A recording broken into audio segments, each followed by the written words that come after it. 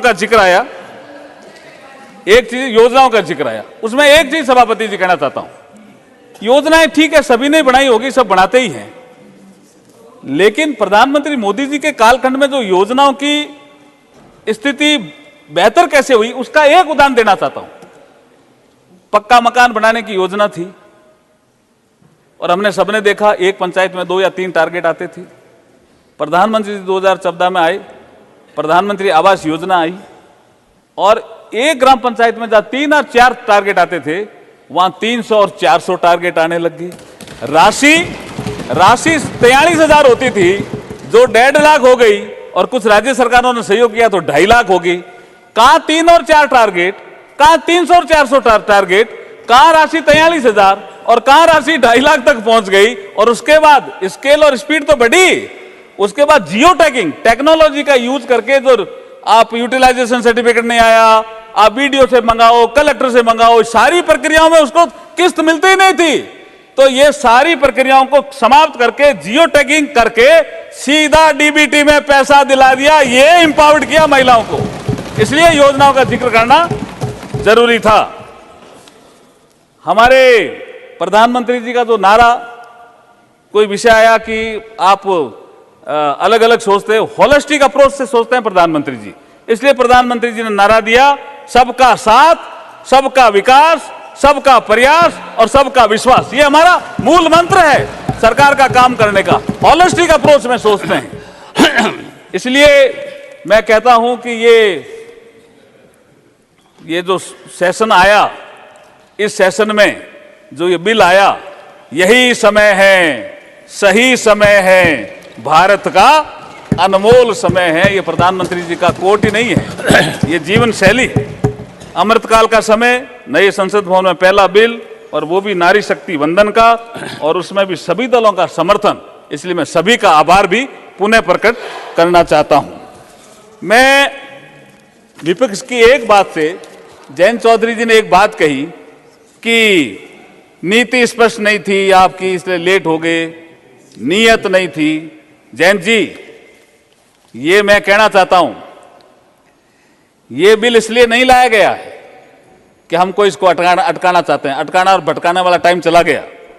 विपक्ष के समय लोकसभा में ये बिल इसलिए पास नहीं हो सका क्योंकि उनके पास ना तो नीति थी, ना नियत थी, ना नेतृत्व था। आज हमारे पास नीति भी है, नियत भी है, आदरणीय मोदी जी जैसा नेतृत्व भी है, इसलिए बिल आया, सर्वसम्मति तक पहुंच गया। ये सारी प्रक्रियाओं से पार करता हुआ मैं, एक विषय आया जनगणना का कि जनगणना की क्या जरूरत होती है। उन लोगों ने जनगणना की, जनगणना का आप थोड़ा अर्थ भी समझते ही होंगे, सब विद्वान लोग बैठे हैं। भारत में जनसंख्या जनगणना संघ का विषय है, अनुच्छेद 246 और संविधान की 7वीं अनुसूची के क्रम संख्या 69 पर यह सूचीबद्ध है। जनगणना संबंधी जो संवैधानिक प्रावधान हैं वो इस प्रकार हैं। लोकसभा में राज्यों को सीटों का आवंटन, प्रत्येक राज्य के क्षेत्रीय निर्वाचन क्षेत्रों में विभाजन को भारत के संविधान के अनुच्छेद 82 के अनुसार जनगणना के आंकड़ों के आधार पर पुनः समायोजित किया जाता है। ये संवैधानिक प्रावधान है। आप कह रहे हो अभी ले आओ, 24 में ले आओ, अरे जनगणना में देखो ये आंकड़े इकट्ठे किए जाते हैं, खाली जनगणना नहीं है, ये हेड काउंट नहीं है। इसमें आपको आर्थिक गतिविधि क्या है, साक्षरता की दर क्या है, शिक्षा का स्तर क्या है, आवास और घरेलू सुविधाएं, शहरीकरण, प्रजनन, मृत्यु दर, अनुसूचित जाति, अनुसूचित जनजाति, भाषा, धर्म, प्रवासन, विकलांगता और कई अन्य सामाजिक, सांस्कृतिक और जनसांख्यिक डेटा के बारे में जानकारी का एक विश्वसनीय स्रोत है। ये छोटा विषय नहीं है जनगणना। आपने ऐसे ही कह दिया क्या है जनगणना, करा लो जनगणना, ऐसे ही हो जाएगी। और 82 आर्टिकल के बारे में भी आपने ऐसा बोल दिया। ये सब ऐसी प्रक्रियाएं हैं जिसके कारण इसको हमने कहा है, इसमें क्लोज 5 में जोड़ा है, क्लोज 5 में जोड़ा है कि बिल पास होगा, सेंसस होगी और 2026 तक चूंकि फ्रीज है डिलिमिटेशन आयोग का विषय, तो उसके बाद डिलिमिटेशन होगा। डिलिमिटेशन आयोग स्टेक होल्डर से कंसल्टेशन करके और सीट कौन सी रिजर्व होगी वो तय करेगा। इसलिए ये विषय कोई हम ऐसा नहीं कह रहे हैं कि हम करना नहीं चाहते, हम करना चाहते हैं, लेकिन ये कुछ संवैधानिक चीजें थी जिसके बारे में मुझे आपको बताना था। मैं अब थोड़ा बिल के बारे में आता हूं सभापति जी, थोड़ा सा, ज्यादा नहीं, थोड़ा सा बिल के बारे में आता हूं कि ये मैं कह रहा हूं कि हम नारी शक्ति को, उनके स्वभाव स्वाभिमान को सम्मान देकर के सच्चे अर्थों में नारी शक्ति वंदन कर रहे हैं। भारत की महान परंपरा में नारी शक्ति का योगदान हमेशा से ही रहा है। वैदिक काल में गार्गी, अपाला घोषा, लोपा मुद्रा जैसी विदुषी महिलाओं का उल्लेख मिलता है जिन्होंने उस काल में देश और समाज को नेतृत्व प्रदान किया।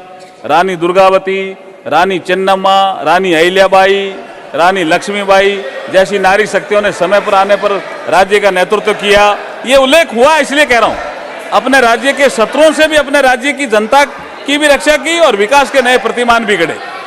इसलिए मैं सावित्रीबाई फूले, रमाबाई, रानी गैडिनल्यू, भगनी निवेदिता, एनी बेसेंट, उषा मेहता, सरोजिनी नायडू, अरुणा अशरफ अली, अमृता बिश्नोई, सुषमा स्वराज ऐसी विदुषियों को मैं इस मन में याद भी करता हूं।